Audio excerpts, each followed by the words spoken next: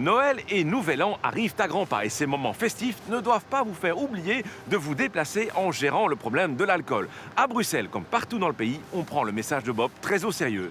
Bob est très présent à Bruxelles car on remarque vraiment un succès au niveau des campagnes de sensibilisation avec de l'affichage, divers événements, mais aussi de la répression parce que c'est vraiment les deux piliers finalement qui nous permettent d'améliorer la situation à Bruxelles en termes d'alcool au volant. On a été jusqu'à 31 000 contrôles l'année dernière, l'hiver dernier, 2017-2018. On va certainement encore augmenter donc, cette cadence pour cet hiver. Et ces contrôles donnent de très bons résultats. Il y a 5 ans, on avait presque 4% des contrôles qui étaient positifs à l'alcool.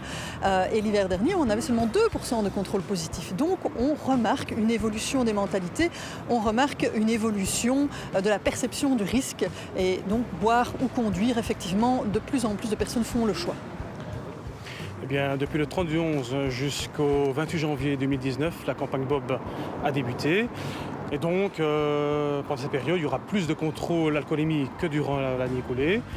Il faut savoir qu'on fait des campagnes Bob en journée et également en nuit. En journée, plus pour le préventif, bien qu'on peut avoir du répressif aussi. Et en nuit, où là, fatalement, les contrôles risquent de plus s'intensifier au niveau de la répression. Pour un conducteur lambda, les sanctions vont de 179 € quand on est en alerte, donc entre 0,22 et 0,35. Nouveau taux, ancien taux, c'est 0,508. Une fois qu'on passe 0,8, là on monte à 420 € jusqu'à 578, voire le maximum 1260 €. Donc ça chiffre extrêmement vite au niveau de l'amende. Ce n'est pas le seul inconvénient. Un conducteur qui souffle dans l'appareil à 0,22 mg d'air à l'air expiré jusqu'à 0,34, on lui retire son permis de conduire pour une durée de 3 heures. Une fois atteint à 0,35, on lui retire son permis de conduire pour une durée de 6 heures. Une fois atteint à 0,65, on lui prend son permis de conduire, c'est un retrait, et ce permis de conduire sera déposé au greffe du tribunal de police et la justice suivra son cours. Notif, monsieur. Merci. À Bruxelles, ce n'est pas les alternatives qui manquent pour rentrer en toute sécurité à la maison sans devoir prendre le volant.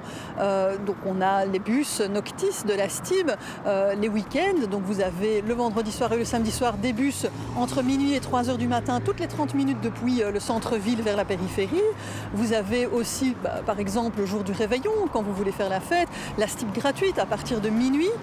Vous avez également les taxis collectifs comme Collecto avec des trajets pour 5 € en prenant le taxi à plusieurs, et là vraiment entre minuit et 6 h du matin. Donc il y a toujours une alternative, il y a aussi une offre hôtelière assez intéressante, donc on n'est vraiment pas obligé de reprendre sa voiture si on veut faire la fête.